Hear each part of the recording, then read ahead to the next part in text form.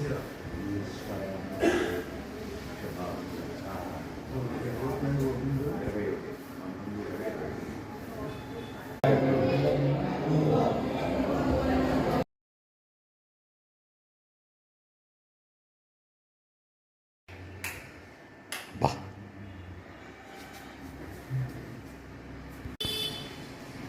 నమ శివాయ.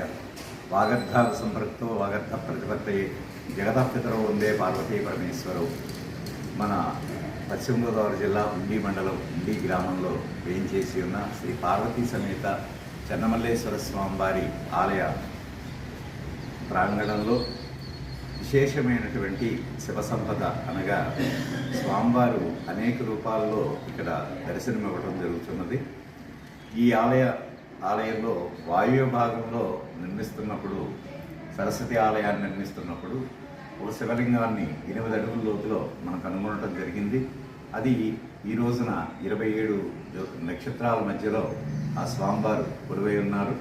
అలాగే ఈ ఆలయంలో దక్షిణ భాగంలో, నైరుతి భాగంలో ద్వాదశ జ్యోతిర్లింగాలు ఏర్పాటు చేయాలనే సంకల్పం కలిగిన రోజున మనకి శివపార్వతులు విగ్రహాలు, పంచలోహ విగ్రహాలు బయలుపడటమే కాకుండా అపురూప సంపదగా అపురూపంగా ఉన్న ఆ విగ్రహాలు మనకి బయలుపడటం, తద్వారా అక్కడ ఒక మండపాన్ని ఏర్పాటు చేయటం, ఏర్పాటు అనంతరం అనుకోని విధంగా జ్యోతిర్లింగాల ఏర్పాటు కూడా చేస్తే బాగుంటుందని ఒక ఆలోచన రావటం, ఆ స్వామివారి దయ వల్ల ఆలోచన ఆచరణలో భాగంగా ఆ నిర్మాణాలు పూర్తి చేసుకుని 12 విగ్రహాలు ఏదైతే శివలింగాలు ఉన్నాయో అవి ఒక్కొక్క దానికి ఒక్కొక్క గోపురాన్ని నిర్మాణం చేయటం, తద్వారా ఒక్కొక్క విగ్రహాన్ని ఒక్కొక్క దాంట్లో ప్రతిష్ఠింప చేయటం కార్యక్రమాలు నిర్వహించడం జరుగుతుంది. ఈ నెల 21వ తారీఖున ఈ ప్రతిష్టా మహోత్సవం అంగరంగ వైభవంగా నిర్వహించడం జరుగుతుంది.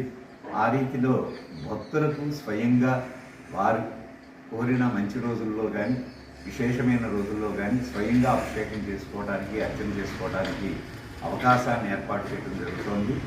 అలాగే ఈ ఆలయంలో శివుడు అనేక రూపాలుగా ప్రత్యక్షమై అనేక విధాలుగా ఈ ఆలయాన్ని నాటి నుండి నేటికి దినదినాభివృద్ధి చెందుతూనే ఈ తదుపరి కార్యక్రమంలో ఈ ప్రతిష్టానంతరం స్వామివారి ఆదేశానుసారం ఈ యొక్క మనం ఏ ప్రాంతంలో అయితే ఉన్నామో ఈ ప్రాంతంలో 5 అంతస్తులు గల గాలిగోపుర నిర్మాణం కూడా చేపట్టడం జరుగుతున్నది త్వరలో.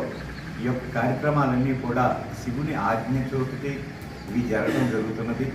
స్వామివారి విశేష మహిమ గల స్వామి కాబట్టి ఈ చుట్టుపక్కల ప్రాంతంలో మనకి ఈ ఉభయ గోదావరి జిల్లాలో అరుదుగా ఈ జ్యోతిర్లింగాల స్వయంగా ఏర్పాటు చేయడం కానీ, అభిషేకించడం కానీ అవకాశం మనకి కలగటం ఆ స్వామి యొక్క కృపాకటాక్షమే. అలాగే ఈ ఆలయం దశాబ్ద కాలం నుండి అనేక విధాలుగా అనేక అభివృద్ధి కార్యక్రమాలు స్వామి ఆజ్ఞతోటి నిర్వహించడం జరుగుతున్నది. ఈ యొక్క కార్యక్రమాలకు విశేషంగా భక్తుల ప్రోత్సాహంతో, దాతల అభీష్టంతో ఈ యొక్క కార్యక్రమాలు నిర్వహించడం జరుగుతున్నది. ఆలయంలో ప్రతి కార్యక్రమానికి కూడా ఆ స్వయంభూ పార్వతీ సమేత చెన్నమల్లేశ్వర స్వామి అనుగ్రహంతో ఈ ప్రాంతమంతా కూడా సస్యశ్యామలమై దినదినాభివృద్ధి చెంది ఈ ఆలయంతో పాటు ఈ ప్రాంతం అంతగా సుభిక్షంగా ఉండాలని మనసావాచ కనుగొని కోరుకుంటూ ఈ ఆలయానికి విచ్చేసి దర్శించి తరించవలసిందిగా కోరుచున్నాం.